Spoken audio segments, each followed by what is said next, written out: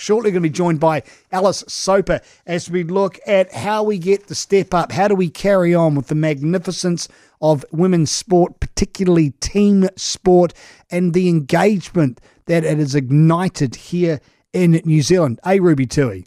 They said nobody cared about women's rugby, but guess what? We out here. We out here, fam. We're going nowhere. Weekend Sport. We're joined now on the program by Alice Soper. She is a journalist for the Herald, writing on sport as we look back at a phenomenal 2022 for the Wahine in our motu. Welcome to the show, Alice. It's been a crazy 2022, yeah?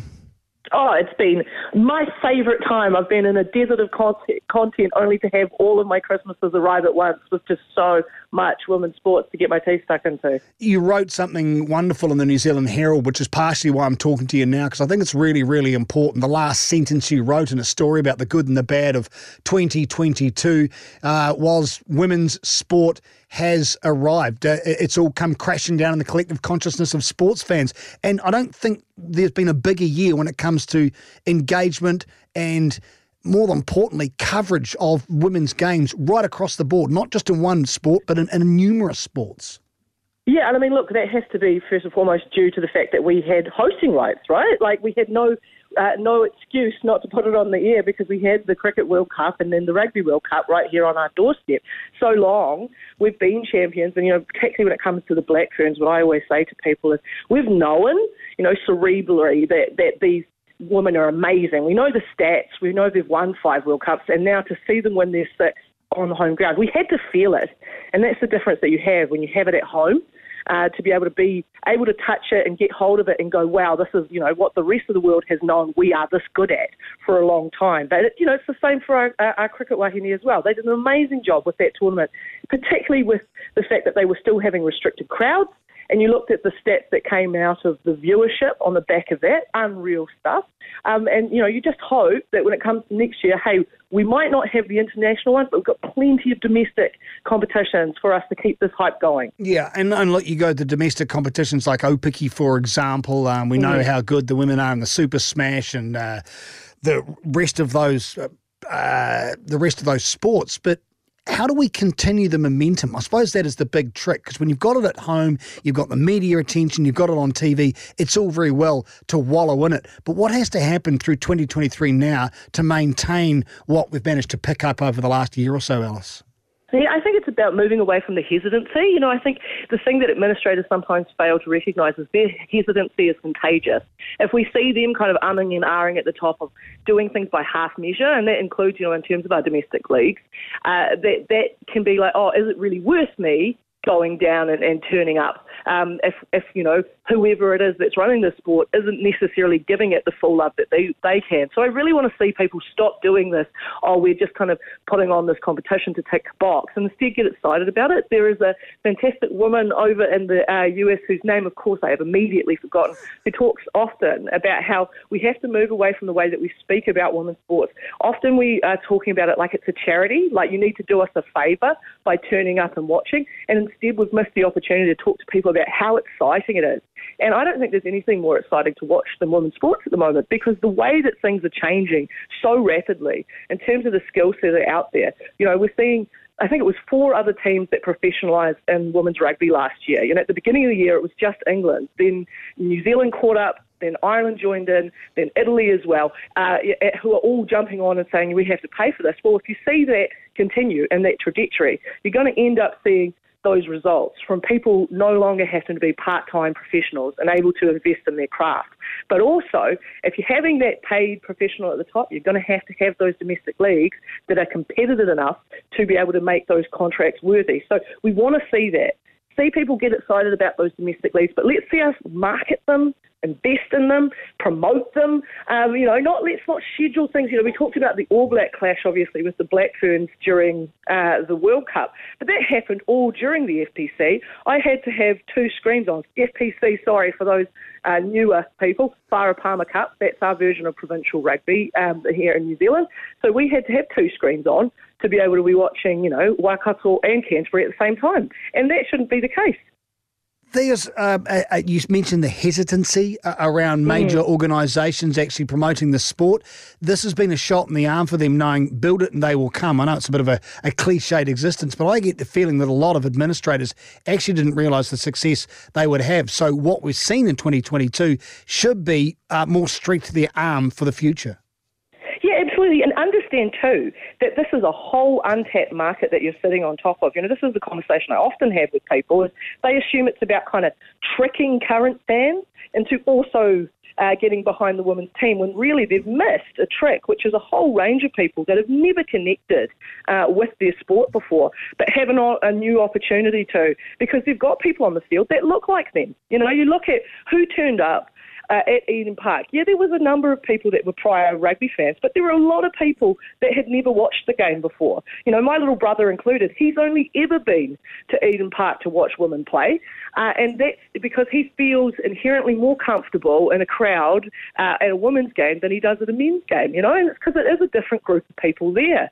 So understand that difference in terms of your audience too, and that potential. It's not about cannibalising the current market, it's about creating a whole new one.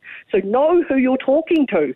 And I think we have got another opportunity. Obviously, we're going to have the biggest tournament in the world for women next year, which is going to be the Football World Cup. So I think if we're paying attention, and if our administrators are too, to what FIFA does, I mean, hell, I have my own issues with them. And we all do. With that. We all do.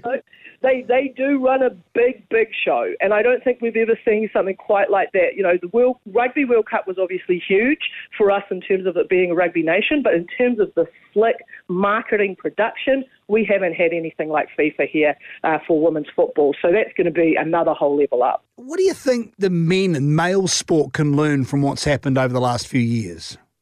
Oh, look, I think it's a reconnection back to who they were, isn't it? Like, I know I talk to a lot of people, and it feels like it's that nostalgia for the early 90s, where people, like players were still people as well.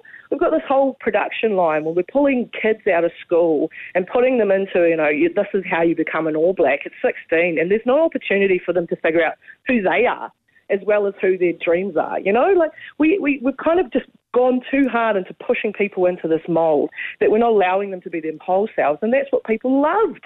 You know, when they're talking to Ruby Tui, it's the whole of herself, not really what she's doing on the field. Like, hey, I was probably one of the controversial ones that would have benched her for Aisha Letianga. But, you know, I love her in every post-match, put her on there and put her on the mic, you know? So it's that type of stuff, allowing people to have personalities, allowing us to have connection back to community. That's the other reason people turn up. First and foremost is because they know them. You know, I was yelling in the stand for Jonah Nangwu to jump because I've done that to her in club games here in Wellington. You know, I've had the displeasure of having to try and throw past those hands. So we have those connections there, and I think that's something that we can't forget. We have this rush towards commercialism, and I understand it. We're a brand now, it's a business. But you also have to remember that who that business you're selling it to, and you're selling it to the community. So you have to be connected to them as well. And so, you know, one of the best games I saw of men's rugby of late was when they had the Parliamentary 15 player group of invitational that Ken Laban had put together out here in Wainuiomata, where I live, just after COVID, and it was fantastic. You know, there was maybe, nearly over 500 people that had turned up to watch a whole bunch of ex-All Blacks and things play, and a couple of MPs. And it was great stuff, you know, and people were really excited about it. And I was thinking, that's the type of thing you could run at the beginning of every club season, give people a chance to give back. And by that I mean not while you're being paid to be there, but give them really opportunities to connect back with the communities that they came from. And I think if you talk to those blokes, that's what they'd love to do too, is be themselves, both on and off the field. And finally, Alice Soper, thanks so much for joining us on the program. It's not all beer and skittles, though. What are the pitfalls? What could possibly go wrong? What have been the issues that maybe have been glossed over because we're so in love with the women's games? Look, if I'm talking about my chosen sport, if I'm talking about rugby, I'm really concerned about who's our next coach. And I think that lays bare a lot of structural issues that we have. So if you look at Opiki, for example, we've had two women that have just been put in charge of teams. So now my Hurricanes Paua have Tors Grant, and the Chiefs Manawa have Crystal Kaua. Now that's great, but if you look at the total numbers across the coaching setup, we have no more women coaching this year than we did last year. We have a reconfiguration, but the same numbers involved. Now, that's an issue if we're talking in terms of pathways up to the top. We don't have a structure where we have been investing in specialists in women's rugby for a long time. So we've got a really small handful of people that they will be looking at, and that's a challenge because we've got people that have been around for quite a while, been through the good and the bad. So it's a case of, are we ready really to have someone as good to be stepping in to replace Wayne? I don't know if we do. When it comes to cricket, I would love to see us be much more ambitious when it comes to the next round of negotiations. I reckon they sold them out short when it came domestically. You know, the reality is most of those women are still going to have to head overseas if they want to be playing and making some decent money. Game day's good, but that's like only getting paid for your exam and none of the prep. Do you know what I mean? We have to get all that stuff in around it too. I think there's a brewing thing that's been going on for a long time about how high performance, whether it actually works for people, and that's, you know, across the board. I think we've got this tendency to be focusing on, again, people as product. We're not. We're human. We have flaws. We have issues. You know, for a long time, we'd call that the yips, or we'd call it choking, and it's all mental health stuff, eh? And I just don't think that this high-performance space is really working for anyone at the moment. So we probably need to have a big old overhaul of that. But, you know, that's if I'm getting really radical on you. And a real pleasure for you to do so. Alice Soper, don't be a stranger. I'd love to have you back on the program over the next 12 months. Alice, of course, writes for the New Zealand Herald, plays a bit of rugby in his spare time as well. Good on you, Alice. Thanks for your time. Cheers, mate.